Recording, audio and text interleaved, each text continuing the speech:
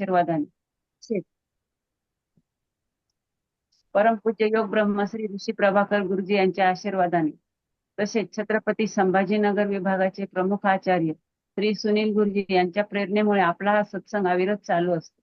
प्रत्येक सत्संगामध्ये आपण नवनवीन विषयाचे ज्ञान घेत असतो. आजचा सत्संग देखील आपल्यासाठी वैशिष्ट्यपूर्ण असाच असणार आहे, कारण की आपला आजचा सत्संग आपल्या आयुष्याशी निगडित आहे आणि तो घेणार आहेत श्री लक्ष्मणजी साळुंखे सर. ते स्वतः MSc BEd मॅथमॅटिक्स मध्ये आहेत. तसेच सध्या सेवानिवृत्त मुख्याध्यापक आहेत आणि सिद्ध समाधी योगाचे टीचर ते 2000 सालापासून आहेत आणि पूर्णपणे या साधनेमध्ये आहेत. आज आपण त्यांच्याकडनं पाहून घेणार आहोत की शतायुषी व्हा म्हणजे 100 वर्ष आयुष्य आपण कसं जगायचं ते आपल्याला ते समजावून सांगणार आहे. मी त्यांना विनंती करेन की त्यांनी पुढील मार्गदर्शन करावे. जय गुरुदेव. जय गुरुदेव. सर्वांचं पुन्हा एकदा मनापासून स्वागत. आजच्या सत्संगामध्ये गेल्या अनेक वर्षापासून अविरतपणे आपण असा सत्संग घेत आहोत. यामध्ये अनेक नामवंत व्यक्ती वेगवेगळ्या क्षेत्रातील येऊन ज्ञानदानाचं महत्वाचं कार्य करत असतात आणि आदरणीय सुनील गुरुजींच्या प्रेरणेने हा सत्संग अविरतपणे चालू आहे आणि या सत्संगांचा लाभ आपल्यापर्यंत पोहोचतोय. यामध्ये अनेकांचा सहभाग आहे. तर आज मला या ठिकाणी संधी मिळाली तर मी मान्यवरांचा आभार मानतो. मित्र, शतायुषी आजचा हा विषय आहे. शतायुष्य म्हणजे आयुष्याची 100 पार करणं. अनेकांना वाटत असतं की आपण दीर्घायुष्य जगावं. इतकंच काय, कोणी आपल्याकडे जर आशीर्वाद घ्यायला लागला आपण त्याला म्हणतो की जुग जुग जिओ, चला भरपूर आयुष्य मिळव. पण असं म्हटल्याने आयुष्य मिळतं का? आज इथं उपस्थित असलेल्या प्रत्येकाला जर मी विचारलं की आयुष्याची 100 कोण कोण पार करणार आहे, तरी मनाने वाटतं की 4-2 हात येतील. आपल्याला वाटतं दीर्घ आयुष्य हवं, आयुष्याची 100 पार करावी, पण आपण 100 पार करू का नाही याच्याविषयी आपणच साशंक असतो. याला कारण की बदललेलं सराउंडिंग, ही परिस्थिती, उद्भवलेले सगळे आजार, या सगळ्यातून पार ही अडथळ्याची शर्यत पार करत करत आयुष्य 100 आपण ओलांडू की नाही याच्याबद्दल आपल्याच मनात शंका निर्माण झालेली. पण खरोखर आपण 100 वर्ष किंवा त्यापेक्षा अधिक काळ जगू शकतो का? तर याचं उत्तर होय आहे. कारण आपण इतिहासाचे दाखले पाहिले किंवा सध्या जगभरातील जर काही व्यक्तींचं हे पाहिलं तर बरेच व्यक्ती हे आयुष्याची 100 सहज पार करतात. 100च नव्हे तर त्यापेक्षाही अधिक काळ जगत असतात. आपण थोडंसं पुराणात जर गेलं तर पुराणामध्ये काही व्यक्ती ह्या अमर होत्या, म्हणजे त्यांना मृत्यूच नव्हता. अशा कोण व्यक्ती होत्या की अशा 8 व्यक्ती आहेत की ज्यांना अमरत्व प्राप्त झालेलं होतं, त्यांना कधी मृत्यू नव्हता. तर त्यामध्ये अश्वत्थामा, महाबली हनुमान, बळीराजा, महर्षी वेदव्यास, आचार्य कृपाचार्य, परशुराम, बिभीषण आणि राजा मार्कंडेय, हे 8 व्यक्ती अशा होत्या की त्यांना मृत्यूच नव्हता. पण हे परमेश्वराचे अवतार होते किंवा परमेश्वराचे अंश होते. आता अश्वत्थामाला शापच दिलेला होता. त्याने जे काही कृत्य केलं होतं त्याबद्दल द्रौपदीने त्याला शाप दिलेला होता, त्यामुळे तो वनवन भटकतोय असं मानतात आणि मृत्यू मागतोय. पण बाकीच्या व्यक्तींना हे वरदान होतं. पण ते देवाचे अंश होते, त्याच्यामुळे ते अमर होते. पण आपण सर्वसामान्य माणसं, एकदा जन्माला आलेला प्रत्येक जीव पृथ्वीवर कोणी असतो तो अखेर मृत्यू पावतो. जन्म आणि मृत्यू हे नैसर्गिक आहे. जो जन्माला होतो तो एक दिवस मृत्यू पावतो. मग असं जरी असलं तर मृत्यू जरी थांबवता येत नसला तरी मात्र त्याला काही काळ पुढे ढकलता येतं, त्याला पोस्टपोन करता येतं आणि जीवनाचा आनंद आपल्याला घेता येतो.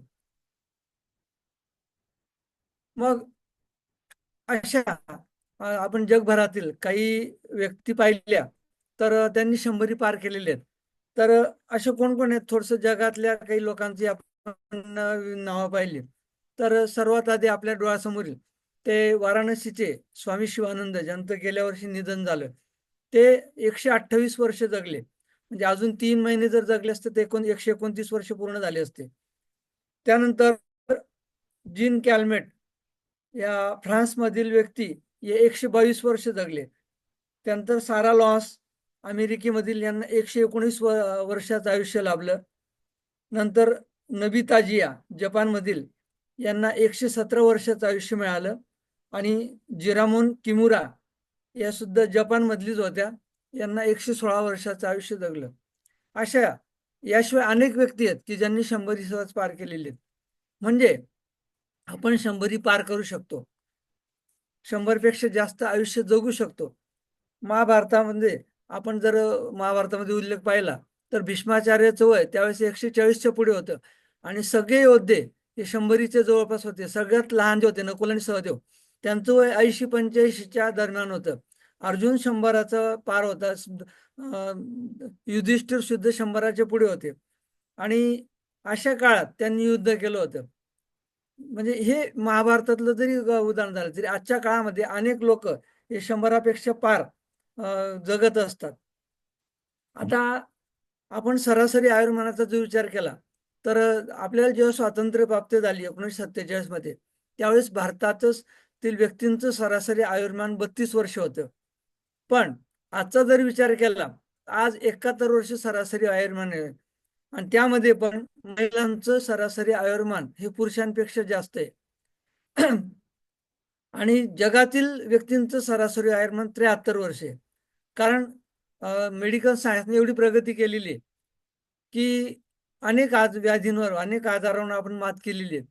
असा कुठलाच आजार नाही की तो मेडिकल सायन्सच्या कक्षेत आलेला नाही. त्यामुळे या सर्व आजारांवर आपण मात केलेली आहे आणि त्यामुळे माणसाचं आयुर्मान वाढलेलं आहे. आता पूर्वी कसं होतं जे सरासरी आयुर्मान का कमी होतं कारण त्यावेळेस मृत्युमुखी पडण्याची अनेक कारणं होती. वेगवेगळ्या प्रकारची लढाई व्हायची, युद्ध व्हायचे आणि युद्धामध्ये हजारो लोक मारले जायचे. त्यानंतर एखाद्या आजाराची साथ जर आली तर पटापट गाव म्हणजे आपल्याला माहिती आहे की प्लेगची साथ आली की गावाच्या गाव ओस पडायची. म्हणजे एखाद्याला खांदा द्यायला सुद्धा कोणी राहत नव्हतं. अशा वेगवेगळ्या प्रकार आजारांची साथ आल्यानंतर त्या साथीमध्ये अनेक लोक मारायचे. नैसर्गिक आपत्ती यायच्या, महापूर यायचे, भूकंप यायचे, वेगवेगळे प्रलय विनाशकारी प्रलय यायचे आणि त्यावेळेस आजच्या सारखी सिस्टीम नव्हती की येणाऱ्या नैसर्गिक आपत्तीची आपल्याला पूर्वसूचना मिळून आपण काहीतरी करू शकू. आणि या नैसर्गिक आपत्तीमुळे हजारो लोक मृत्युमुखी पडायचे. आपल्याला माहिती आहे की आता जे सध्या पाकिस्तानात आहे मोहनजोदडो आणि हडप्पा हे दोन्ही मोठमोठे शहर या कालाच्या ओघात नैसर्गिक आपत्तीमध्ये नष्ट झालेले आणि त्यांचे अवशेष आपल्याला मिळाले. तर हे सगळे कारण आहेत आणि त्यामुळे वेगवेगळे आजाराची पण यायचे. आजारावर त्यावेळेस औषध नव्हतं. अंधश्रद्धा पसरल्या होत्या. काहीतरी झाडपाला द्यायचे, वेगवेगळ्या प्रकारचे देव देऊन करायचे. त्यामुळे आजारामुळे सुद्धा वेगवेगळे लोक मृत्युमुखी पडायचे आणि त्यामुळे सरासरी आयुर्मान कमी होतं. पण जसजसं त्यानंतर आपल्याला स्वातंत्र्य मिळालं, आपण स्वयंभू झालो, स्वयंपूर्ण झालो आणि वैज्ञानिक क्षेत्रामध्ये मेडिकल सायन्समध्ये आपण भरपूर प्रगती केली. आपणच नव्हे तर जगभरामध्ये वेगवेगळे शोध लावले आणि प्रत्येक आजारावर जे पूर्वी आजार असाध्य समजले जायचे ते सुद्धा आता साध्य झाले. मेडिकलच्या कक्षेत आले आणि त्यांच्यावर उपचार निघाले. त्यामुळे हळूहळू आयुर्मान कमी झाले. जरी आयुर्मान कमी झालं असलं तरी आपण संपूर्णपणे निरोगी आहोत असं आपल्याला म्हणता येणार नाही. तर मग आपल्याला जर दीर्घकाळ जगायचं असेल तर काय करावं लागेल तर त्याच्यासाठी आपल्याला आधी लवकर मृत्यू काय होतो अकाली मृत्यूची कारण काय आहेत ते आपल्याला बघावे लागतील. तर अकाली मृत्यूचं कारण म्हणजे पहिलं कारण जे ते नैसर्गिक आपत्ती. आता वेगवेगळ्या प्रकारचे सुनामी, महापूर, नंतर भूकंप, अपघात असे येत असतात. पण याचं प्रमाण खूप कमी झालेलं आहे. कारण आपलं हवामान खातं आपल्याला आधीच त्याची कल्पना देतं, पूर्वसूचना देते आणि त्यामुळे बऱ्याचशा आपण गोष्टी तरतुदी करून ठेवतो आणि त्यामुळे हे प्रमाण खूप कमी झालेले आहे नैसर्गिक आपत्तीमुळे मृत्युमुखी होण्याचं. त्यानंतर वेगवेगळ्या प्रकारचे अपघात. आता टू व्हीलर, फोर व्हीलर वाहनांची संख्या इतकी झालेली आहे. अद्ययावत मशिनरी आलेले, सगळं आलेलं आहे. टू व्हीलर असतील, फोर व्हीलर असतील, विमान असतील, वेगवेगळ्या प्रकारचे प्रवासाची साधनं उपलब्ध झाल्यामुळे दररोज आपण पेपर उघडला किंवा न्यूजपेपर उघडला तर आपल्याला अपघाताच्या बातम्या दिसतात आणि अपघातामध्ये मृत्यूमुखी पडण्याची संख्या ही भरमसाठ होते. त्यानंतर वेगवेगळे प्रकारचे आजार. आता आजारामध्ये 3 प्रकार पडतात: संसर्गजन्य, असंसर्गजन्य आणि मानसिक. आता संसर्गजन्य आजार म्हणजे कोणते? जसं हिवताप, मलेरिया, नंतर प्लेग, या या किंवा लहान मुलांचे आजार. हे जे आजार आहेत हे संसर्गजन्य आहेत, एकमेकांच्या सानिध्यात आल्यामुळे ते होतात. पण सुदैवाने संसर्गजन्य आजारावर भरपूर उपचार आहेत आणि काही दिवसाची औषधी घेतल्यानंतर ते पूर्णपणे बरे होतात. ही त्यातल्या त्यात चांगली गोष्ट आहे. त्यामुळे संसर्गजन्य आजारामुळे मृत्युमुखी पडलेल्यांची उदाहरणं खूप कमी आहेत. त्याच्यावर आपण सहज मात करू शकतो. 4-2 दिवसाची ट्रीटमेंट घेतली, आराम केला की आपण त्याच्यातून बाहेर पडू शकतो. दुसरा जो प्रकार तो असंसर्गजन्य आजार. आता यामध्ये जास्त करून सायकोसोमॅटिक डिसीज आहेत. तर सर्वात पहिला जो जीवघेणा आजार आहे तो म्हणजे कॅन्सर. तर कॅन्सर हा खूप, कॅन्सरचं नाव जरी काढलं तर आपल्या अंगावर काटा येतो. आपल्या कचरा कागद काढून टाकायला सांगा, भरू लागा तुम्ही बी म्हणजे जरा कागद. कोणाचा माईक चालू असेल तर बंद करा. तर कॅन्सरचं नाव काढलं तरी आपल्या अंगावर भीतीने काटा उठतो, कारण मृत्यूशिवाय कॅन्सरच्या रुग्णांना सुट्टी जे त्याच्यातून मुक्ती मिळत नाही असं म्हणतात. आणि कदाचित तो फर्स्ट स्टेपमध्ये असला तर त्याच्यातून बाहेर पडतात, पण असे खूप कमी केसेस असतात. त्यामुळे जगभरामध्ये दरवर्षी साधारणपणे 1 कोटी लोक या कॅन्सरच्या आजारामुळे मृत्युमुखी पडतात. कॅन्सरचं मूळ कारण जरी तंबाखू किंवा तंबाखूजन्य पदार्थांचं सेवन असलं तर याशिवाय अनेक कारण आहेत की ज्याच्यामुळे कॅन्सर होतो. कारण अनेक महिलांना, अनेक लहान मुलांना सुद्धा कॅन्सर झाल्याची अनेक उदाहरणे आहेत, ज्यांनी कधी तंबाखू पण पाहिलेली नसते. तर हा जीवघेणा आजार आहे आणि याच्यामुळे लाखो हजारो नाही तर कोट्यवधी लोक मृत्युमुखी पडतात. त्याच्यावर सुद्धा उपचार निघालेले आहेत, पण ते तोकडे आहेत आणि पूर्णपणे त्याच्यातून बरे झाल्याची खूप कमी उदाहरणे आहेत. दुसरा जो जीवघेणा आजार तो म्हणजे हृदयरोग किंवा ज्याला हार्ट डिसीज असं म्हणतो आपण. तर मृत्युमुखी जे लोक पडतात वेगवेगळ्या आजारामुळे, त्यामध्ये 32% रुग्ण हे हार्ट अटॅकमुळे दगावल्याची उदाहरणे आहेत. आपण आपल्या समाजात किंवा आणि वेगवेगळ्या ठिकाणी पाहतो की कालपर्यंत चालता बोलता मनुष्य आणि अचानक हार्ट अटॅक येऊन जातो. तर हे हार्ट अटॅक अचानक येत नाही, त्याचे पण सर्वात महत्वाचं कारण म्हणजे त्याची बदललेली जीवनशैली, त्यानंतर व्यायामाचा अभाव, जे अतिरेकी खाणं जे आहेत, चुकीचं खाणं, अतिरेकी खाणं आणि ताणतणाव, यामुळे सर्वांमुळे हार्ट अटॅकचं प्रमाण वाढलेलं आहे. जे पूर्वी हा आजार वयाच्या 60 नंतर व्हायचा, तो आज वयाच्या 30 नंतर होतोय आणि तरुण मुलं सुद्धा याच्या आहारी जाऊन मृत्युमुखी पडतात. ही दुर्दैवाची बाब आहे. कॅन्सर झाल्यानंतर तिसरा जो मोठा आजार तो म्हणजे डायबिटीज किंवा मधुमेह. अर्थात डायबिटीजमुळे माणूस मरत नाही, पण डायबिटीज वाढल्यामुळे जे कॉम्प्लिकेशन निर्माण होतात त्याच्यामुळे अनेक जण मृत्युमुखी पडतात. आज सरासरी पाहिलं तर प्रत्येक 5वा व्यक्ती हा डायबिटीजने ग्रस्त आहे. आपल्या भारतामध्ये जर पाहिलं तर 20% साधारणपणे रुग्ण हे डायबिटीज झालेले, आणि येणाऱ्या काही दिवसात भारत हा डायबिटीजची राजधानी होईल असं तज्ज्ञ सांगतात. त्यामुळे मोठ्या प्रमाणात हा सुद्धा आपल्या जीवनशैलीशी निगडीत असणारा आजार आहे, चयापचयाशी निघणारे असणारा आजार आहे. याच्यामुळे मृत्युमुखी पडणाऱ्यांची संख्या पण खूप मोठी आहे. त्या आजाराकडे दुर्लक्ष केले की त्याच्या कॉम्प्लिकेशन वाढतात आणि त्याच्यामुळे अनेक लोक मृत्युमुखी पडतात. त्यानंतर श्वसनाचे वेगवेगळे आजार, दमा असेल, ब्रॉन्कायटिस असेल, फुफ्फुसाचे वेगवेगळे आजार असतील, हे सुद्धा असंसर्गजन्य आजारामध्ये पडतात आणि त्याच्यामुळे या वेगवेगळ्या आजारांमुळे माणसं मृत्युमुखी पडतात, मृत्यूच्या दारात पोहोचतात. आणि तिसरा जो प्रकार आहे तो म्हणजे मानसिक आजार. या मानसिक आजाराचे रुग्ण जगभरामध्ये सरासरी 18% रुग्ण आहेत. हा आजार दिसत नाही, पण बऱ्याचशा लोकांमध्ये हा आजार असतो. तर आपल्या जीवनशैलीशी निगडीत असणारा आजार आहे. नैराश्य, चिंता, ताणतणाव यामुळे होणारे वेगवेगळे आजार आहेत. तर या नैराश्यामुळे किंवा डिप्रेशनमुळे पुन्हा वेगवेगळे आजार होतात आणि मानसिक आजारामुळे सुद्धा मृत्यू. मग याचे जर अतिरेक झाला तर शेवटी माणूस सुसाईड करतो आणि जीवन संपवतात. अगदी कॉलेजच्या तरुणांपासून तर वृद्धापर्यंत अनेक जण मानसिक आजाराने ग्रस्त आहेत आणि या आजारांमुळे अनेक लोक मृत्यूपर्यंत जाऊन पोहोचतात. मग असं जरी असलं तर मग पूर्वीच्या काळी हे नव्हतं. तर एक जर 50-100 वर्षाचा विचार केला तर त्या काळात मानसिक आजारांचं प्रमाण कमी होतं. हे जे संसर्गजन्य आजारांचं प्रमाण जास्त होतं, असंसर्गजन्य आजार सुद्धा कमी होते. तर त्यावेळेस होणारे मृत्यू आणि आता होणारे मृत्यू याच्यामध्ये तफावत आहे.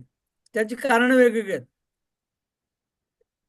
आपण मृत्यूचं प्रमाण जरी कमी केलं, मृत्यू दर कमी केला आणि जन्मदर वाढवला आणि सरासरी आयुर्मान जरी वाढवलं असलं तरी मृत्यू हा अटळ आहे आणि त्यामुळे आपण 100 पार करू शकत नाही.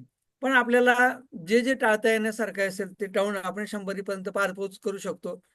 तर जगभरामध्ये जे दीर्घायुष्य लोक जगतात तर त्यांना ब्लू झोन असं म्हणतात. जे लोक बरं दीर्घायुष्य जगायचं म्हणजे काय की हॉस्पिटलमध्ये राहून नाकाला नळा, तोंडाला नळा, वेगवेगळ्या शरीर आणि बेडवर पडून आयुष्य जगायचं, हे असं करायचं का आपल्याला? तर असं जगून तरी काय फायदा आहे? जर आपल्याला दीर्घायुष्यच पाहिजे असेल तर निरोगी, स्वस्थ, हसत खेळत जगलं पाहिजे. तर महाभारतामध्ये आपल्याला माहिती आहे की पांडव ज्यावेळेस वनवासात होते त्यावेळेस त्यांना एक ठिकाणी थांबलेले असताना सगळ्यांना तहान लागले आणि धर्मवीरांनी सांगितलं की जा एक जण पाणी घेऊन या. मग सगळ्यात लहान जो पांडव होता तो गेला. तो बराच वेळ आला नाही. मग दुसरा पांडव गेला, तिसरा गेला, चौथा गेला. शेवटी कोणी झालं नाही. शेवटी धर्मराज गेले आणि काय झालं बघायला तर त्या तळ्याच्या काठावर ते सर्वजण मृत्युमुखी पडले होते आणि धर्मराज पाणी घेणार तेवढ्यात त्या झाडावर यक्ष होता आणि त्या यक्षाने विचारलं की यक्षाने सांगितलं की तुझे सगळे भाऊ मृत्युमुखी पडलेत याचं कारण का? की मी हा तलाव म्हणजे रक्षण करणारा यक्ष आहे आणि माझ्याच प्रश्नांचं उत्तर दिल्याशिवाय तू पाणी पिऊ शकत नाही आणि माझ्या प्रश्नाचं उत्तर जर नाही दिलं तर तू सुद्धा तुझ्या भावांसारखाच मृत्युमुखी पडशील. मग धर्मराजाने सांगितलं की विचारा. मग त्यावेळेस वेगवेगळे प्रश्न विचारले होते. तर त्यातला एक प्रश्न असा होता की जगातील सर्वात मोठं आश्चर्य कोणतं? त्यावेळेस धर्मराजांनी काय उत्तर दिलं की जगामध्ये प्रत्येकाला माहिती आहे की आपला मृत्यू अटळ आहे. इतरांचे मृत्यू पाहतो आपण, पण माणसं जगात वावरताना असे वावरतात की जसं काही मला मृत्यू येणारच नाही, मी अमर आहे, मला मृत्यू नाही येणार, असं वागत असतात आणि हे मोठं आश्चर्य आहे. आणि हे सांगितल्यानंतर मग त्या यक्षाने सांगितलं की तू जर योग्य उत्तर दिलं तर मग तुला जो वर पाहिजे असेल तो मी तुला देईल. मग मग धर्मराज म्हणतात की माझ्या सर्व भावांना जिवंत करून दे. तर तो यक्ष प्रश्न होता, त्या काळात पण होता आणि आज पण आहे. आज आपण पाहतो की आपल्याला मृत्यूची चाहूल किंवा मृत्यूची जाणीव कधी होते? आपण जेव्हा स्मशानात जातो एखाद्याच्या अंत्यविधीला आणि त्यावेळेस क्षणभर आपल्याला फक्त तेवढं जाणवतं आणि नंतर घरी आल्यानंतर आपण आपल्या संसारात मग्न झाल्यानंतर आपण पुन्हा विसरून जातो की आपल्याला एक दिवस मरण येणार आहे. आपण आपलं वागणं, आपलं बोलणं, आपलं चालणं, आपला आहार विहार या सगळ्या गोष्टी जर आपण तपासून पाहिल्या तर आपण किती आयुष्यामध्ये आपण किती चुकीचं वागत असतो आणि असं बघत असतो की जसं काही मला मृत्यूच येणार नाही आणि हे सर्वात मोठं आश्चर्य आहे. तर तसं नाहीये. प्रत्येकाला मृत्यू आहे, पण मग मृत्यूला आपण थांबवू तर नाही शकत, पण लांबवण्यासाठी काय केलं पाहिजे ते आपण कधी करतो का? तर आपण स्वतः इतरांची नाही पण स्वतःची तरी काळजी घेतली पाहिजे का नाही? तर जगामध्ये 5 प्रदेश असे आहेत की ज्यामधील लोक हे दीर्घायुष्य जगतात. 100 पासून तर 150 पर्यंत वर्ष आयुष्य जगतात आणि तेही निरोगी, कुठल्याही प्रकारचा आजार न होता हसत खेळत जगतात. तर असे 5 प्रदेश कोणते आहेत? तर सर्वात आधी पहिला प्रदेश म्हणतो म्हणजे जपानमधील ओकिनावा. ओकिनावा हा जपानमधील प्रदेश आणि तिथले माणसं, व्यक्ती हे त्यांच्या जगात त्यातले 3 पैकी 1 जण सहज 100 पार करतो. दुसरं आहे इटलीमधील सार्दिनिया. तिसरा आहे निकोया द्वीपकल्प जो आहे तो कोस्टारिकामध्ये. चौथं आहे इकारिका ग्रीसमधील आणि 5वं आहे लोयालिंडा हा अमेरिकेतील कॅलिफोर्नियामध्ये. तर हे 5 प्रदेश आहेत की त्यातले लोक यांचं आयुर्मान जास्त आहे. जपानमधील लोकांचं आयुर्मान 82, म्हणजे पुरुषांचं 82 आणि महिलांचं 85. मग जगभरातील संशोधकांना ज्यावेळेस माहीत पडलं त्यावेळी त्यांनी त्या जीवनशैलीचा अभ्यास केला की कशामुळे हे लोक दीर्घ काळ जगतात आणि तेही कुठल्याही प्रकारचा आजार न करता वगैरे.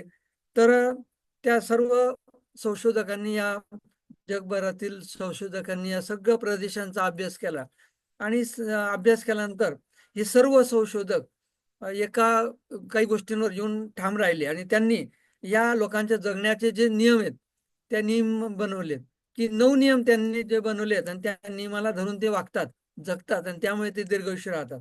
मग ते 9 नियम कोणते आहेत, आपल्याला पण ते फॉलो करता येतील का याचा जरा विचार करू. तर सर्वात पहिला नियम आहे तो म्हणजे उत्साही राहा आणि परिश्रम करा. तर आपण पहा, एकतर भूतकाळाच्या चिंतेत असतो किंवा भविष्य काळाचा विचार करत असतो. आपण वर्तमान काळात कधीच जगत नाही, वर्तमान काळाचा आनंद कधीच घेत नाही. मग भूतकाळाचं जे मड आहे ते उकरतो, नाही तर भविष्य काळात मग त्याच्यातून काही साध्य होतं का, काहीच नाही. मग त्यासाठी आपण काय करायचं की वर्तमान काळाचा आनंद घेत उत्साही राहायला पाहिजे आणि सतत परिश्रम, म्हणजे निष्क्रिय, तुम्ही सक्रिय राहा, निष्क्रिय राहू नका. तर हे त्याचं पहिलं कारण आहे की तर महत्वाची गोष्ट काय, जपानमधील लोक कधी रिटायरमेंट घेत नाही. तर तुम्हाला जर तुम्ही जपानमध्ये किंवा या 5 प्रांतामध्ये कुठेही गेले तर तुम्हाला हे लोक असे मस्त सुस्तावलेले, पडलेले, झोपलेले अशी ते म्हणजे काहीतरी काम करतच दिसतील तुम्हाला. नेहमी सक्रिय राहणं हा नियम आहे. तुम्ही एकदा स्वतःच्या मेंदूला जर संदेश दिला की तुम्ही रिटायर झाले तर तुमचं शरीर हळूहळू निष्क्रिय व्हायला लागतं. एकदा निष्क्रिय व्हायला लागले तुमचे सगळे ऑर्गन काम करणं हळूहळू बंद करतात आणि तुम्ही मृत्यूच्या जवळ जाऊन ठेपतात. त्यामुळे आयुष्याच्या शेवटच्या क्षणापर्यंत जपानमधील लोक एकदा एक नोकरी संपली की लगेच दुसऱ्या नोकरीच्या शोधात लागतात, ती संपली की तिसऱ्या नोकरीच्या शोधात लागतात. नाही काही तर घरातलं काही काम करतात, घराच्या आजूबाजूला शेती करतात, परसबाग लावतात, शेतीमध्ये काम करतात, सायकलनी फिरतात, वॉकिंग करतात, असं काही ना काही करत राहतात. म्हणून सक्रियता हा सर्वात मोठा जो आहे तो गुण आहे किंवा पहिला सर्वात मोठा नियम आहे. पहिला नियम महत्वाचा. दुसरा नियम आहे, निसर्गाने जे दिले ते भरपूर खा. निसर्गाने आपल्याला इतकं काही दिलेले, खूप दिलेले, पण आपण काय करतो, जे दिलेले ना त्याच्यावर वेगवेगळ्या प्रकारचे प्रोसेस करतो. निसर्गामधून आलेली वस्तू मग त्याला मग भाजणे, तळणे, उकडणे किंवा काहीतरी कळणे आणि सर्व हे करून त्याला चव आणण्याचा आपण काय करतो, पोटासाठी खात नाही, जिभेसाठी खातो. म्हणून आपण त्याची चव घालून बसलोय. म्हणून काय करायचंय की निसर्गामध्ये जे जसं आहे, आपल्या यशस्वीच्या क्लासमध्ये नैसर्गिक खा. आपण जसं निसर्गापासून दूर चाललो ना तसं आपलं आयुर्मान कमी होत चाललेलं आहे. पूर्वीचे लोक निसर्गासोबत राहायचे म्हणून ते भरपूर जगायचे. म्हणून निसर्गासोबत राहा, निसर्गामध्ये जे उपलब्ध आहे, जे जसं आहे ते तसं खा. त्याच्यामध्ये आपल्याला मूळ व्हिटॅमिन्स मिळतात, प्रोटीन्स मिळतात, सगळं काही मिळतं, पण आपण तसं करत नाही. तिसरा नियम आहे तो म्हणजे जीवनात काही ना काही उद्देश पाहिजे. तर जपानी लोक याला इकिगाई म्हणतात. तर जपानी लोक काय करतात, सकाळी उठल्यानंतर आधी काय करतात की आपल्या जीवनाचा उद्देश डोळ्यासमोर आणतात की माझा जीवनाचा उद्देश काय, आणि त्या उद्देशानुसार काम करतात. तुमच्या आयुष्यात तुमचा जीवनाचा उद्देश नसेल तर तुमचे आयुष्य भरकटत जातं. काय करावं हे तुम्हाला कळत नाही. म्हणून काही ना काही उद्देश ठेवणं हे आवश्यक आहे, खूप आवश्यक आहे. आणि त्या उद्दिष्टानुसार तुमची मग कमिटमेंट राहते आणि तुम्ही त्या दृष्टीने तुमच्या जीवनामध्ये वाटचाल सुरू राहते. म्हणून जीवनामध्ये उद्देश हा खूप खूप महत्वाचा आहे. चौथा नियम आहे, ताणतणावापासून दूर राहा. आपला सर्वात मोठा भारतीयांचा प्रॉब्लेम आहे, आपण ताणतणाव घेऊनच जगत असतो. अगदी शाळेत ज्याला नुकतंच टाकले अशा लहान मुलापासून तर अगदी वयोवृद्ध माणसांपर्यंत प्रत्येक जण वेगवेगळ्या प्रकारचे ताणतणाव घेऊनच जगतो. आणि ताणतणावाचा परिणाम काय होतात की वेगवेगळ्या ज्या व्याधी आहेत त्या आपल्याला वयाची 30-40 गाठली की हळूहळू डायबिटीस असेल, बीपी असेल, थायरॉइड असेल, ब्रॉन्कायटिस असेल, हार्टचे प्रॉब्लेम असतील, ह्या वेगवेगळे आजार हे ताणतणावाचेच परिणाम आहेत. ताणतणावाचा अतिरेक झाला की मग त्याची फलश्रुती जी वेगळी होते ते तुम्हाला काही वेगळे सांगायचं काम नको. म्हणून ताणतणावापासून जेवढं लांब राहतील तेवढं हसत खेळत जगा, निसर्गात जा. ताणतणाव कमी करण्याचे खूप प्रयत्न आहेत. रेग्युलरली मेडिटेशन करा, प्राणायाम करा, काही करा, पण ताणतणावापासून दूर राहा. तर हे सर्व पाची प्रदेशातील लोक ताणतणावापासून दूर राहतात. त्यात पुढचा नियम जो आहे तो म्हणजे हे लोक पोटभर कधीच जेवत नाही. तर 80% भोजन आपल्या पोट 80% भरलं की मग जेवण थांबवतात. याला हराचिबू असं म्हणतात. की आपण काय करतो की एखादा सणवार असेल किंवा कुठे पाहुणचार का असेल किंवा लग्न कार्य असेल, तर त्या दिवशी इतकं पोटभर खातो आणि मग आपल्याला सुस्ती येते आणि मग त्याचे परिणाम वेगवेगळे होतात. आपलं जे लठ्ठपणा जो वाढतोय तो अतिरेकी खाण्यामुळे. आपल्याला काय खावं, किती खावं, कसं खावं हेच कळत नाही. म्हणून जपानी माणूस आपल्याला जेवणाचे नियम सांगितलेले की आपलं जे जठर आहे, जठराचे 4 भाग करून त्यातले 50% भाग अन्न, 25% भाग पाणी आणि 25% भाग अवकाश म्हणजे रिकामं ठेवलं पाहिजे. हा साधा नियम आपल्याला सांगितला, पण तो पण आपण पाळत नाही. आणि असं सांगितलंय की तुम्ही कमी खाल तर जास्त खाल आणि जास्त खाल्लं तर कमी खाल. म्हणजे कमी खाल्लं तर तुम्ही जास्त दिवस जगाल आणि जास्त दिवस खाल, आणि जास्त खाल्लं तर तुम्ही कमी दिवस जगाल आणि कमी खाल. जगामध्ये जितक्या जितक्या व्यक्ती ह्या दीर्घायुष्य झालेल्या आहेत त्या सर्वांचा अभ्यास केला की त्यांचा आहार खूप कमी आहे. आपल्याला जगायला जास्त अन्न लागतच नाही. म्हणून आपण हे ठरवलं पाहिजे की मला जगण्यासाठी खायचंय की खाण्यासाठी जगायचंय. म्हणून बऱ्याचदा आपण काय करतो की खाण्यासाठी जगत असतो. तर ते सोडून आपण जगण्यासाठी आपल्याला जितका, तुम्ही जर एएमसी ला गेले तर एएमसी ला किती कमी अन्न देतात आपल्याला, आणि कमी अन्न देऊन सुद्धा आपल्याला किती फ्रेश वाटतं, किती उत्साही वाटतं, किती ताजेतवानं वाटतं. पण ते एएमसीचे 4-5 दिवस सोडले की पुन्हा आपल्या घरी आल्यानंतर पुन्हा पहिल्यासारखं सुरू होतं. म्हणून मिनिमम आहार आणि मॅक्झिमम लाईफ हे सिंपल सूत्र आहे. हे जपानी लोकांनी पाळलंय किंवा इतर ज्या दीर्घायुष्य लोकांनी पाळलेले आहे, त्यामुळे ते दीर्घायुष्य राहत असतात. तर हा नियम सुद्धा आपल्याला पाळता आला पाहिजे. त्यासाठी त्यांनी त्यांची प्लेटची रचना सुद्धा तशी केलेली आहे. आणि त्यांची जी प्लेट असते जेवणाची ही रंगीबेरंगी असते. वेगवेगळ्या रंगाच्या भाज्या, वेगवेगळ्या रंगाची फळं, सर्व ताजं हे ते खात असतात. म्हणून आहाराचा आणि दीर्घायुष्याचा खूप जवळचा संबंध आहे. त्यामुळे आपण आपला आहार कमी केला पाहिजे. पुढचा नियम आहे तो म्हणजे व्यसनमुक्ती. आपण आज पाहिलं की आपला समाज हा व्यसनाचे किती आहारी गेलेले आहे. मग ते गुटखा असेल, तंबाखूजन्य पदार्थ असतील, मद्यपान असेल किंवा कोणी असेल. अगदी कॉलेजच्या तरुणांपासून ती एक क्रेज निर्माण झालेली आहे की व्यसन करणं म्हणजे त्याला एक प्रतिष्ठा लाभलेली आहे. पण त्याचे परिणाम किती घातक असतात हे त्यावेळेस कळत नाही सुरुवातीला.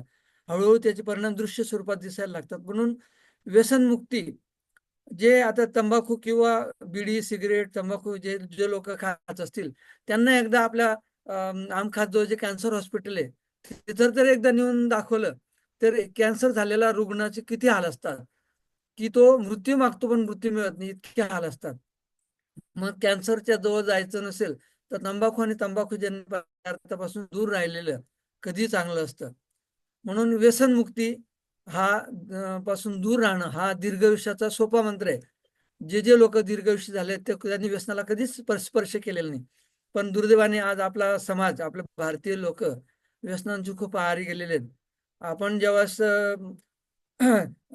क्लासमध्ये जेव्हा क्लीन इंडिया घेतो आणि त्यावेळेस क्लीन इंडियाच्या वेळेस आपण साफसफाई करतो त्यावेळेस मॅक्झिमम गुटख्यावर बंदी असताना सुद्धा गुटख्याच्या पुड्या, सिगरेटची पाकिटं वगैरे ही मोठ्या प्रमाणात सापडतात. दारूच्या बाटल्या, आज तुम्ही वेगवेगळ्या पर्यटनाच्या स्थळावर जर गेले तर तुम्हाला दारूच्या बाटल्या किंवा हेच तत्सम पदार्थ पाहायला मिळतात.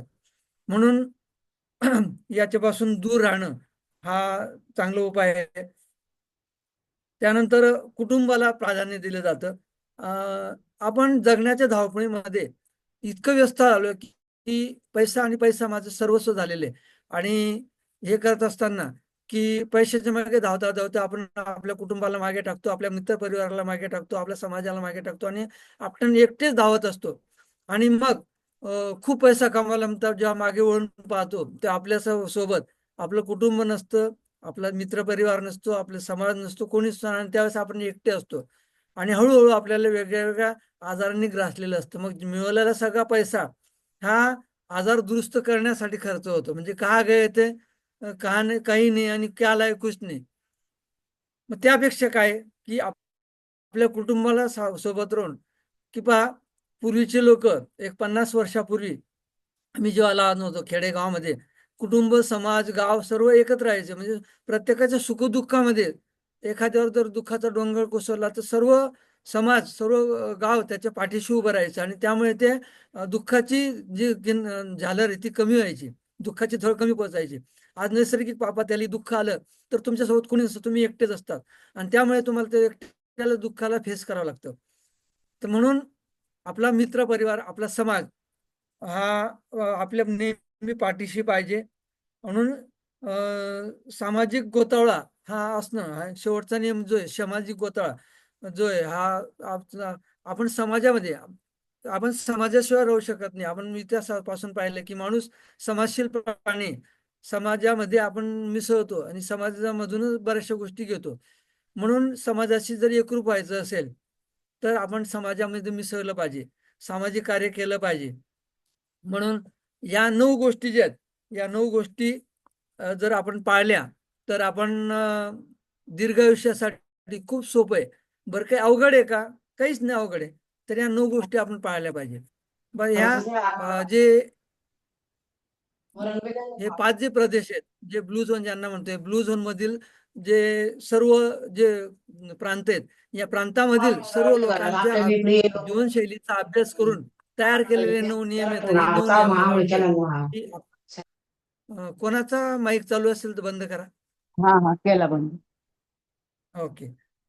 तर दुसरी गोष्ट अशी की पाकिस्तानामध्ये जो उत्तर वायव्य पाकिस्तान आहे, तर गिलगिट आणि बाल्टिस्तान या प्रांतामध्ये कोराकाराम नावाचं जे पर्वतरांग आहेत, या पर्वतरांगामध्ये वसलेली हुंजा नावाची जी कम्युनिटी, ही कम्युनिटी सुद्धा वयाची 100 ते 150 वर्ष सहज जगते. तर जगभरामधील संशोधकांचं यांच्याकडे पण लक्ष गेलं आणि यांच्या जीवनशैलीचा अभ्यास केला की हे लोक सहज वयाची 100 पार करतात आणि जवळजवळ 125-150 वर्ष जगतात. तर या प्रदेशामधील म्हणजे व्यक्तींचं वैशिष्ट्य असं आहे की या ठिकाणच्या महिला जवळजवळ 65-70 वर्ष वयापर्यंत सुद्धा म्हणजे प्रसूती म्हणजे बाळाला जन्म देऊ शकतात, इतके ते असतात. आणि त्यामुळे हे लोक दीर्घायुष्य जगतात. आणि यांच्या सुद्धा जीवनशैलीचा अभ्यास केला आणि काही गोष्टी लक्षात आल्या की या लोकांच्या जीवनशैलीचा, बरं हे लोक वयाचे म्हणजे 80-90 वर्षापर्यंत जे गेले ते असं वाटतं की यांचं वय 40-50च असेल की काय. तर आणि यांची संख्या जवळपास 80,000च्या आसपास आहे. आणि पाकिस्तानातील इतर जी कम्युनिटी ही आणि ही जी कम्युनिटी कम्प्लिटली वेगळी आहे. तर मग यांच्या जीवनशैलीचा अभ्यास केला आणि त्यातून काही गोष्टीचा निष्कर्ष निघाला. तर हे लोक आहे, या लोकांचा व्यवसाय हा जे पशुपालन आणि शेतीप्रधान आहे. तर हे लोक दिवसभर म्हणून भटकत असतात आणि विकासापासून आणि जगमगापासून खूप लांब आहेत. तर हे लोक पशुपालन करतात, कृषी व्यवसाय करतात आणि त्याच्यात व्यस्त असतात. तर यांच्या जेव्हा जीवनशैलीचा अभ्यास केला तर यांचे जीवनशैलीमधून जे गोष्टी निष्पन्न झाल्या त्यामधली पहिली गोष्ट अशी की नैसर्गिक आहार खातात. तर ताजी फळं, ताज्या हिरव्या भाजीपाला आणि शेळीचं दूध हे घेतात. आता शेळीचं दूध जे हे खूप पौष्टिक समजलं जातं. त्याच्यामध्ये तणाव कमी करण्याचे घटक आहेत, अँटीऑक्सिडंट घटक आहेत आणि त्यामुळे शेळीचं दूध पूर्वी पहा खेडेगावामध्ये सुद्धा जेव्हा गाई म्हशी नव्हत्या तेव्हा शेळीचं दूध बरेच लोक वापरायचे आणि आज सुद्धा खेडेगावामध्ये शेळीचं दूध सर्रास वापरलं जातं. तर हे लोक अशा प्रकारचे आहार घेतात. आणि मांसाहार, त्यांचं प्रमाण मांसाहाराचं खूप कमी आहे. फक्त सणासुदीला फक्त ते मांसाहार करतात आणि बऱ्याचदा एकत्र येऊन ते करत असतात. त्यानंतर ते शारीरिक सक्रियता असतात. हे लोक सुद्धा आरामशीर त्यांचं जे आपण काय झालंय की कम्फर्ट झोनमध्ये गेलोय. प्रत्येक गोष्ट आपण कम्फर्ट झोनमध्ये पाहतो की मला आराम पाहिजे.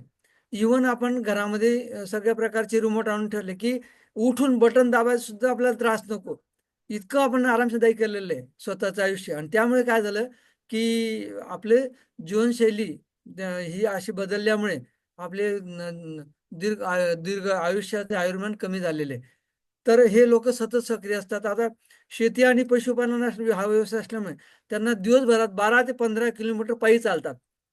पायी चालणं हा खूप म्हणजे चांगलं योगाचा भाग आहे. आता हे लोक म्हणजे जिम मध्ये जातात किंवा वेगवेगळ्या प्रकारचे व्यायाम करतात, तसं काहीच करत नाही, पण पायी फिरलं जातं. पायी फिरणं आपली संस्कृती आहे. जसं आदिमानव आला, तर आदिमानव आल्यापासून तो सतत चालतोय. पूर्वी शिकारीच्या साठी तो शोधाय म्हणजे पायी फिरायचा, वेगवेगळ्या कारणाने फिरायचा. आणि चरई होती असं म्हटलं जातं की चालत राहा, चालत राहा. जो चालत राहिला तो जगला, जो थांबला तो संपला. असं.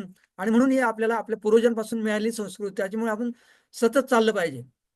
आजकाल काय झालं की प्रत्येकाकडे टू व्हीलर, फोर व्हीलर, सार्वजनिक गाड्या या म्हणून आपण साधं 1 किलोमीटर जर जायचं असलं तरी आपण टू व्हीलर काढतो, फोर व्हीलर काढतो.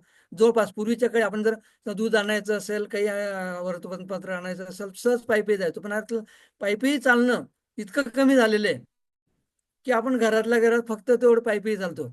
पण साधं कुठे जरी जायचं असेल तरी आपण भले आपण 1 तास रिक्षाची वाट पाहू, पण पायी चालणार नाही. तर आपले पायी चालणं, लोक म्हणतात की आम्ही व्यायाम करतो आणि फक्त थोडंफार पायी चालतात 15-20 मिनिटं. पण ते पायी चालणं कसं असतं की समूहामध्ये एक 5-6 जणांचे गँग असते आणि ते मस्त गप्पा मारत मारत चालतात. त्याच्यामुळे तुम्हाला जो फायदा मिळायला पाहिजे तो मिळत नाही. तर चालण्यासंबंधी बरंच काही सांगता येईल, पण तो आता विषय नाही. पण तुम्ही चालत राहिले पाहिजे. चालत राहिल्यामुळे बऱ्याच गोष्टींचा फायदा होत असतो. तर ते सतत सक्रिय असतात, वेगवेगळ्या प्रकारचे काम करत असतात. आणि हा संस्कार मोठ्यांपासून लहानांपर्यंत सहज जातो आणि त्यामुळे मुलं सुद्धा चालतात. त्यानंतर तिसरं जे महत्वाचं कारण ते म्हणजे हुंजा नदी. जे ते ग्लेशियर जे असतात, ग्लेशियर मधून निघणारे जे हुंजा नदीचं पाणी आहे, हे अमृत वाहिनी, हे खूप इतकं पॉवरफुल आहे. त्या पाण्यामध्ये वेगवेगळ्या प्रकारची खनिज आहेत. हे पाणी अँटीऑक्सिडंट देतं आणि त्यामुळे वेगवेगळ्या आजारापासून तुम्हाला दूर ठेवण्याचं काम हे हुंजा नदीचं पाणी करत असतं. आणि त्यामुळे या लोकांपर्यंत वेगवेगळे प्रकार आजार येऊ शकत नाही. जेव्हा संशोधकांनी पाहिलं तर त्या कम्युनिटीमध्ये आजपर्यंत कॅन्सर कोणालाच झाले नाही. कॅन्सर फ्री पॉप्युलेशन असं त्या कम्युनिटीला नाव दिलेले गेले. आणि कुठलेच आजार न होता अगदी निरोगी आणि चांगलं जीवन ते जगत असतात. म्हणून हुंजा नदीचं जे पाणी आहे, हे पाणी पिणं हे खूप खूप महत्वाचं घटक आहे. आणि सर्वात महत्वाचं म्हणजे तणावमुक्त जीवन जगत असतात ते. कुठल्याही प्रकारचं ताणतणाव घेत नाही. आपल्याला तणाव काय येतात की आपण इतका व्याप ठेवलाय की जसजसं म्हणजे मोबाईलचा शोध लागला, कॉम्प्युटरचा, टीव्हीचा, आणि त्यामुळे आपले जीवनशैलीमध्ये बदल झाले आणि आपले ताणतणाव सतत वाढत गेले. ते लोक विकासापासून इतके दूर आहेत, साध्या त्यांना अँड्रॉइड मोबाईल माहित नाही, दूरसंचारचं नेटवर्क नाही. आणि जे 100 वर्षापूर्वी आपल्या भारतात जसं जीवन होतं तसं जीवन ते जगतात. त्यामुळे ताणतो आणि मिळून मिसळून राहतात, सर्वांमध्ये राहतात. त्यामुळे ते लोक ताणतणाव रहित आयुष्य जगतात, ताणतणाव विषयी राहतात. त्यामुळे हा जगभरातील संशोधकांचा म्हणजे कुतूहलाचा विषय ठरला. आणि त्यामुळे हुंजा कम्युनिटी सुद्धा दीर्घायुष्य राहत असतात. आयुष्याची 100 पार करून 125-150 वर्षापर्यंत जगण्याची सुद्धा त्यांच्यामध्ये उदाहरणे आहेत. तर यांच्यापासून सुद्धा आपण काही शिकलं पाहिजे. आता यानंतर आपल्या भारतातील जे पहिल्यांदाच तुम्हाला ज्यांचं उदाहरण दिलं, स्वामी शिवानंद, हे यांचं गेल्या वर्षी म्हणजे त्यांचा जन्म आहे 8 ऑगस्ट 1896चा आणि मृत्यू झाला त्यांचा 3 मे 2025ला. म्हणजे 128 वर्ष आणि 9 महिने ते जगले. ऍक्च्युली ते राहणारे पश्चिम बंगालमधले होते, पण त्यांचे आई वडील लहानपणीच वारले. नातेवाईकांनी काही दिवस त्यांचं संगोपन केलं, पण जेव्हा नातेवाईक पण असमर्थ होते त्यांनी तेव्हा त्यांना काशीला नेऊन सोडलं आणि काशीमध्येच ते लहानाचे मोठे झाले आणि तिथंच त्यांनी हे केलं. तर त्यांना पद्मश्री पण अवॉर्ड मिळाला होता. तर ते 128 वर्ष जगले आणि तेव्हा त्यांच्या जीवनशैलीचा अभ्यास केला लोकांनी. तर त्यांच्या जीवनशैलीच्या अभ्यासातून काही गोष्टी उलगडल्या आणि त्या सांगणं गरजेचं वाटतं मला. तर स्वामी शिवानंद जेव्हा त्यांना पद्मश्री दिली गेली त्यावेळेस त्यांनी म्हणजे साक्षात दंडवत करून, जे पंतप्रधानांनी राष्ट्रपती यांना दंडवत घातला त्यावेळेस, त्यावेळेस त्यांचं वय मला वाटतं 124 वर्ष असेल. 125व्या वर्षी त्यांना चष्मा लागला. तोपर्यंत त्यांना चष्माही नव्हता. तर त्यांची जीवनशैली सांगण्याचा उद्देश म्हणजे ते सकाळी 3:30 वाजता उठायचे. मुख्य आहार त्यांचा फक्त एकदाच असायचा दुपारी, आणि संध्याकाळी त्यांचं म्हणजे हलकं फुलकं भोजन घ्यायचे. त्यांनी आयुष्यात फक्त एकदाच गोड खाल्लेले आहे. ते त्यांची एक विद्यार्थिनी होती, त्यांची शिष्य होती, आणि तिने बळजबरी त्यांना जिलेबी खाऊ घातली. तर त्यांनी आयुष्यभर तेल, तूप, मीठ, साखर, दुग्धजन्य पदार्थ यांना कधीच हात लावला नाही. ते उकडलेले पदार्थ खायचे, ताजे फळं खायचे, आणि असा आहार घ्यायचे. सकाळी 3:30ला उठल्यानंतर दररोज ते योगा प्राणायाम करायचे, वेगवेगळ्या प्रकारची पूजा अर्चा करायची, आणि आयुष्यभर त्यांनी थंड पाण्याने स्नान केलं. घरामध्ये ते साध्या जमिनीवर साधी चटई टाकून झोपायचे. त्यांनी कधी सोफ्यावर, गादीवर कुठल्याही प्रकारचं त्यांनी झोपले नाही. असं साधं जीवन ते जगले, आणि त्यामुळे ते इतका वर्ष जगू शकले. तर त्यांचं जीवनाचे जे नियम बनवलं ते, तो पहिला नियम ते सात्विक आणि साधं भोजन घ्यायचे. ते तुम्हाला सांगितलं की ते बिना तेलाचं, बिना तुपाचं, बिना मसाल्याचं, असं हिरव्या पालेभाज्या, उकडलेलं अन्न ते खायचे, आणि फक्त एकदाच जेवायचे ते. तर आणि सात्विक भोजन घ्यायचे, साधं भोजन घ्यायचे. तर दुसरा नियम त्यांनी असं म्हणला की ते आयुष्यभर त्यांनी ब्रह्मचर्याचं, व्रताचं पालन केलं. त्यांच्या गुरुच्या प्रेरणेने त्यांनी आयुष्यभर ब्रह्मचर्याचं व्रत पालन केलं, आणि ते सकाळी लवकर उठणं आणि संयम ही त्यांनी दीर्घायुष्याचं रहस्य. त्यांना जेव्हा विचारलं, आता असं म्हणतात की आम्ही शाळेत असताना असं आम्हाला सांगायचे शिक्षक की early to bed early to rise makes man healthy, wealthy and wise. जो लवकर उठतो आणि लवकर झोपतो त्याला ज्ञान, आरोग्य आणि संपत्ती भेटते.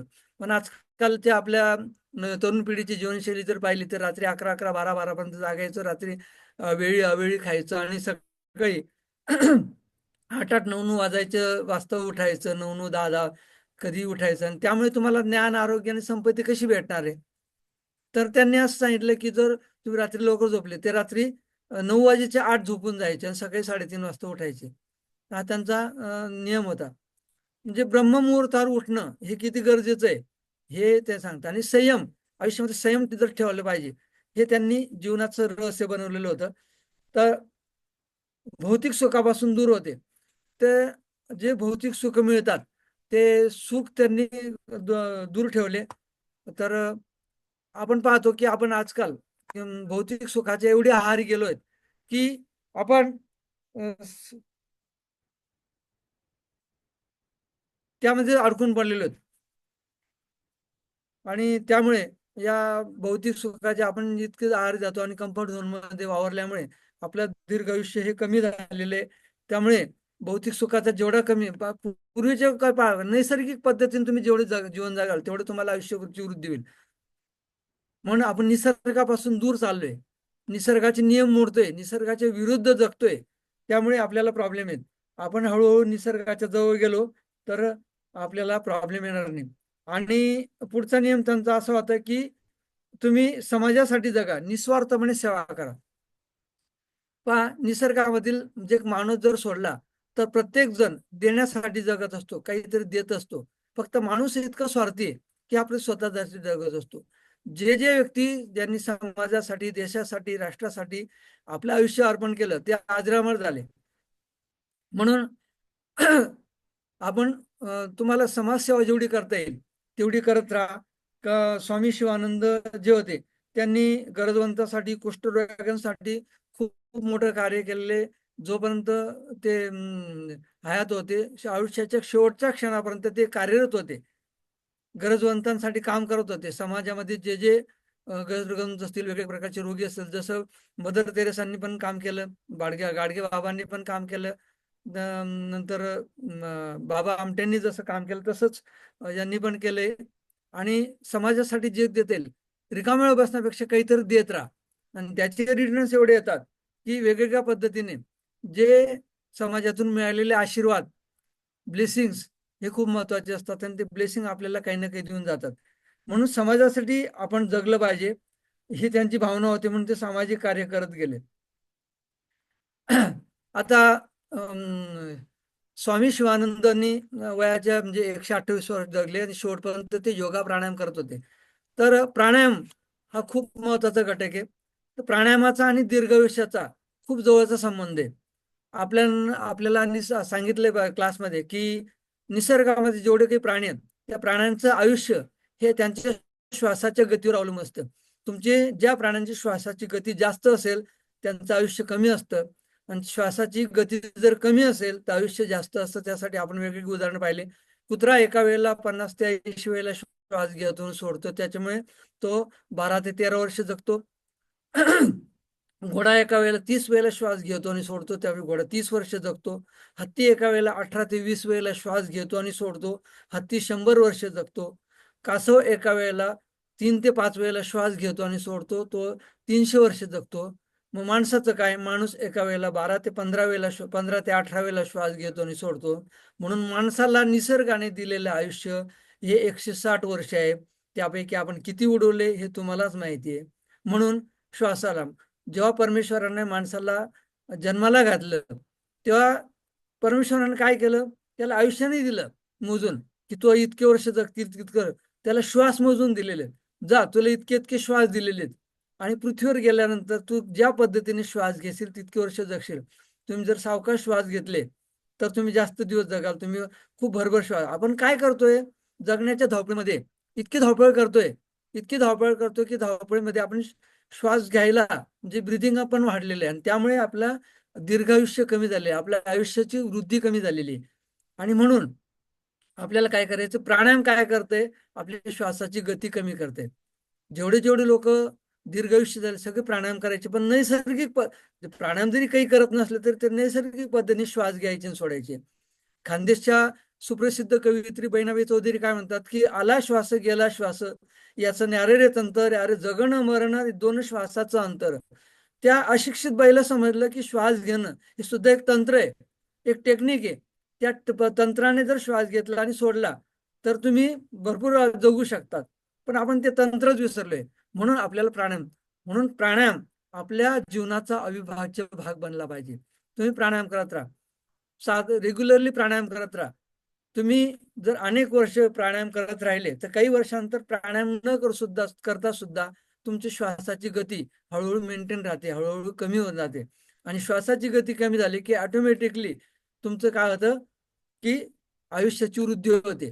प्राणायामाचा महत्वाचा फायदा तो आहे की रेग्युलरली प्राणायाम केल्यामुळे तुमचं आयुष्य वाढतं, आयुष्याची वृद्धी होते. आणि सुदैवाने आपल्या गुरुजींनी आपल्याला सुंदर प्राणायाम शिकवले.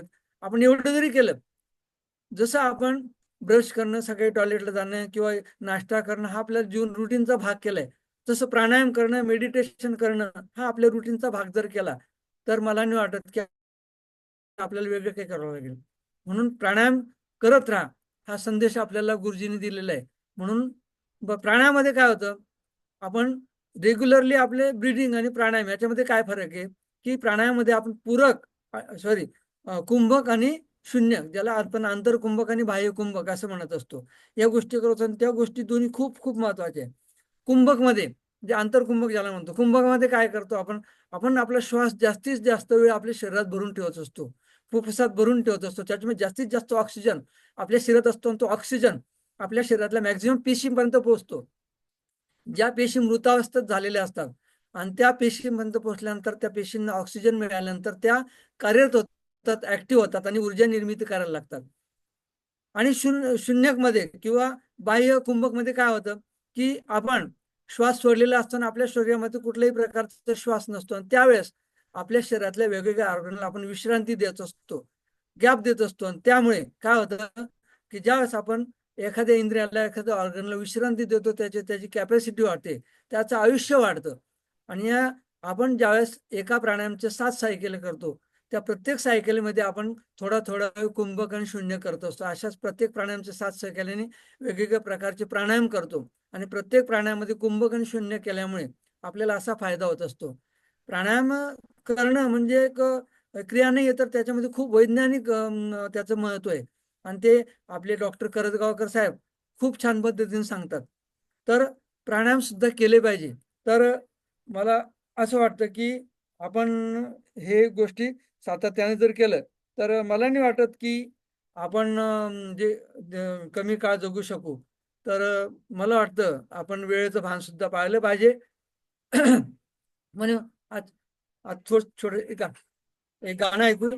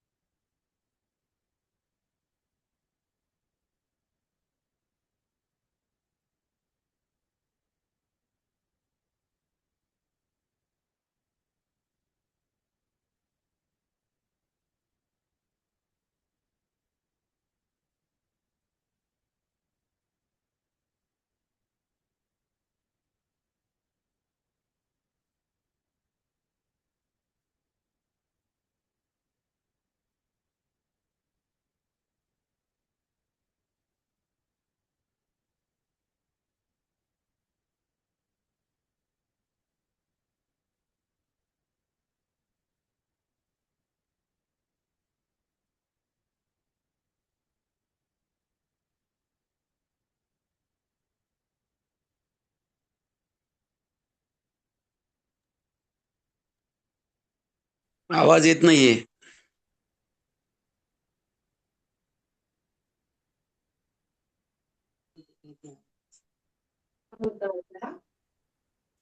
चाळीसगावला एक सामान ड्रॉप करायचं होतं त्याला.